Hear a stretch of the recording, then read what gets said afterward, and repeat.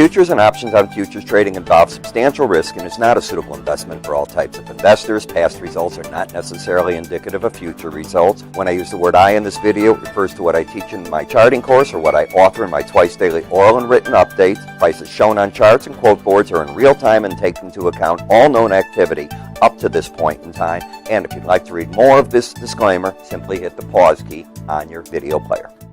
Good afternoon. Ira Epstein of Lynn & Associates with your agriculture update for this Thursday. And this is the 30th of March, 2017, and we're approaching about 3:20 in the afternoon. All right, my friends, we have a big grain report tomorrow coming out.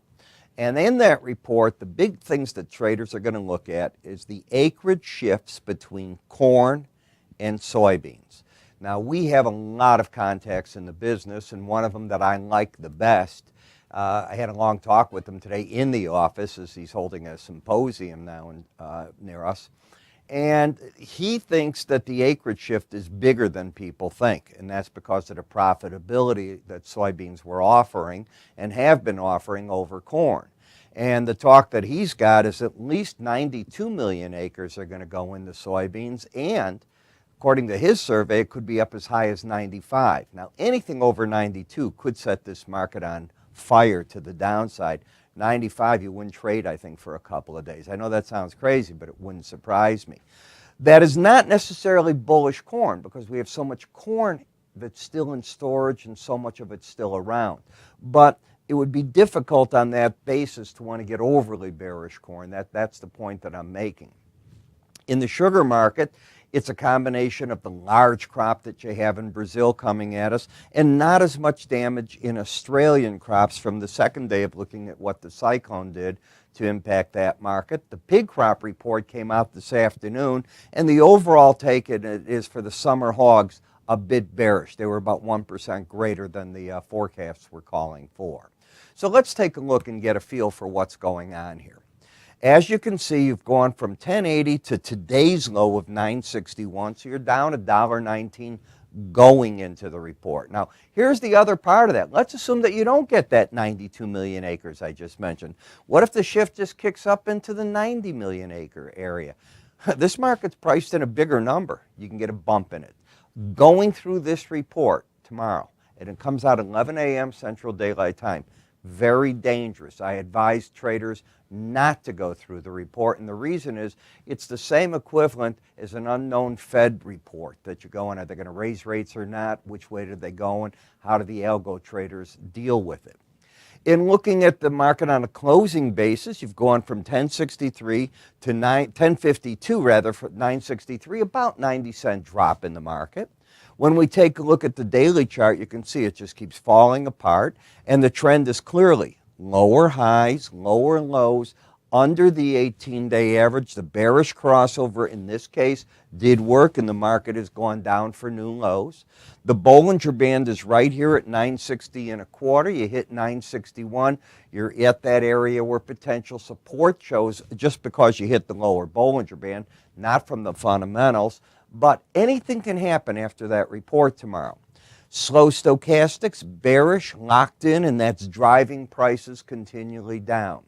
In the meal market, the bearish embedded reading, and I go over that a lot. I'm not going to go over it on every single video I do, but I'll bring it up tomorrow for sure. Market's still down, and as you can see, prices still breaking away, lower highs, lower low, staying to the right-hand side here of the lower Bollinger Band, and that overall is just bearish information. And as you can see, the bearish crossover when the red line, the 18-day average of closes, got under the 100, the market down and away. When we come to the maize soybean oil chart, down, lower highs, lower lows. Today's low at 31.47, took out 31.65, hit that lower Bollinger Band and bounced away from it rather nicely, about 40-point bounce. And you can see what I teach is you hit those numbers, you get away from them. In other words, that's where the pros take money off the table. In the corn market, well, the corn's interesting. It did not lose the embedded reading. It still has a reading here of 19.2. You got to close over 20, but it can go either way tomorrow. So easy. So you got to be careful on that. You do have a pattern of lower highs, lower lows. I'm fascinated by the fact that since you had a bearish crossover right here, you have not really gotten under, if I'm correct, those lows of 355 and a quarter, and you normally do. We'll see what happens with that, but I am aware that you have a crossover that didn't produce very much. In the wheat, you have the same thing. You had a bearish crossover that hasn't produced a new low in the market. The market has still got an embedded reading. It is still acting bearish as can be. Nothing has really changed on it. In the sugar market, it's the first day under the lower Bollinger Band in an oversold condition.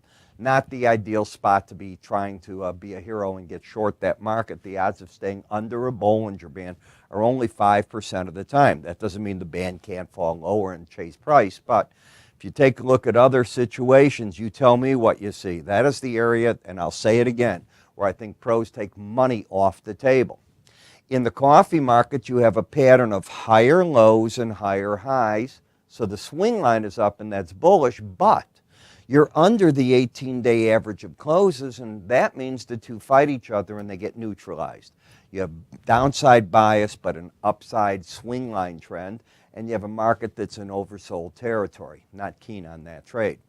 In the cocoa, as the market lost its embedded reading right through here, and I told you, like right there, 75 reading, I said look for price in the 18-day average to make an attempt to come together. You tell me what happened today. The low 2055, the 18-day average 2057. The market is now what I call in harmony in the sense that it's hit its downside target. There is no trend because the swing line, yes, it's got a downtrend, but price is over the 18-day average. And when you lose an embedded reading, the first thing the market does, if it was a bullish reading, it becomes overbought. That's where you're at right now, so that needs to be corrected. In the cotton market, you have an oversold reading that could embed after the report, but got to wait and see what that is. You got lower highs, lower lows under the 18-day average into the support of 76.09, where I contend the smart money's taking money off the table, and they'll probably take a look at all this after, and I'm going to use that word big time, after that USDA report. And yeah, we'll get, I believe, some numbers on cotton tomorrow too and some acreage. In the cattle market, lower highs, lower lows. Now, what have I been saying? I know it closed up yesterday. You lost your embedded reading the other day. That often leads, and it's not always, it's often. I can show you charts where it just doesn't work, but let's assume that out of 10, how many times will it hit? It's going to be, in my opinion, and everything I've studied, no, I haven't done the quantitative. I've gone back and done this, but I think it's close to about 75, 85% from the years of watching it. Lower highs, lower low, and I think that they're going to come together there. I think that the feeder cattle will do the same thing down here. And in the hog market, finally, at 3 days in a row under the lower Bollinger Band, what do I teach you? Each day under it counts as one of the 5 percentage points as a rule of thumb. I've seen 7, so understand that. It's rules of thumb that I care about, not the exact part. And that tells me that selling under that, you can get hurt really hard. It's exactly what's occurring, short covering in the marketplace. Now, let's talk about Modern Trader for a minute. In Modern Trader, you get the advantage of getting a 1-year free subscription to their emailed version. Now, if you buy their other version, they charge a lot more money. This is a $79 value. And it covers stocks, options, and I'm talking, yeah, the stock market, ETFs, the futures markets, the metal markets, the grain markets, and then chart patterns left and right, as you're seeing here. Optimizing of stops, ideas on what to do in the marketplace. How do you get all this? And by the way, it has the daily market focus, so simple. How you get it all is you call us at 866-973-2077. You go to our website.